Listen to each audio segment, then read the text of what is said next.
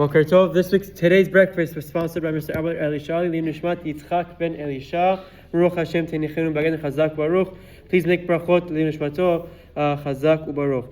We're continuing where we left off in the Halachot of Lashon Hara. Yesterday we spoke about who may not speak Lashon Hara, meaning who is obligated in the Avon, in one speaker, multiple speakers, the father, the head of the household, children. Today we'll discuss briefly who may not speak Lashon Hara to, meaning we know who's not allowed to speak it, who you're not allowed to say the Lashon Hara to. So there's 4 or 5 categories that he brings down. We'll begin with the first 2. Number 1 is an individual or a group. It is forbidden for one to speak Lashon Hara to an individual and certainly to a group, says the Chafetz Chaim. Indeed, the larger the group, the more severe the avon. The more people you relay over the Lashon Hara to, the worse it is. Not only is the subject's degrading much greater when in public, but the speaker is responsible for causing many people to stumble in the isur of listening to Lashon Hara. There's a big discussion in the Achronim. We know that with Lashon Hara, there's many avonot that are involved. It's not just one. When someone speaks Lashon Hara, the Chafetz Chaim begins his book with listing off many avonot that one violates when speaking Lashon Hara.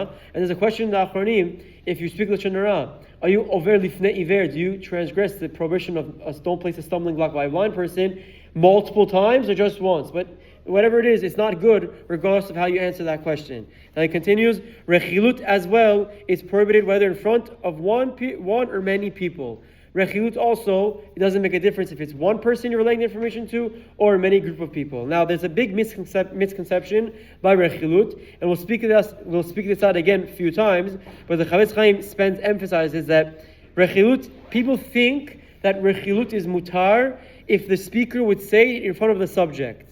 Very common, we hear it. No, if he was here, I would say it also.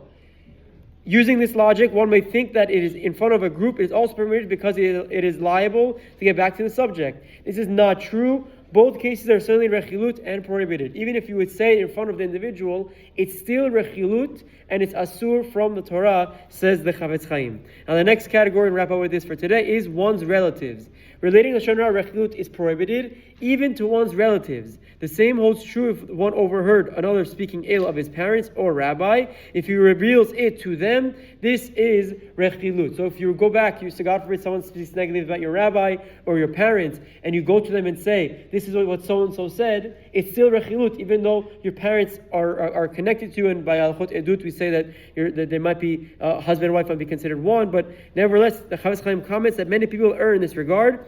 If they hear a relative was wronged, they run to inform that relative because they think, and from your flesh you do not hide. Pasuk from Yeshayahu. In truth, one may not violate Torah prohibitions such as Lashon Hara Rechilut in order to help out a relative without fulfilling the conditions of toilet, which we will learn in later on. Rechilut may also not be related to the subject's relatives, since they will surely get upset and harbor ill feelings towards the offending party. So someone speaks negative about your friend, don't tell the friend's spouse or the friend's siblings that, by the way, they spoke negative about your friend. That's rechilut. You can't do that. And that's what the Torah tells us is asur, because it might offend the person who was the subject and the offending parties. Have a wonderful day. We'll continue tomorrow. B'ezrat Hashem, Titzkula Mitzvot.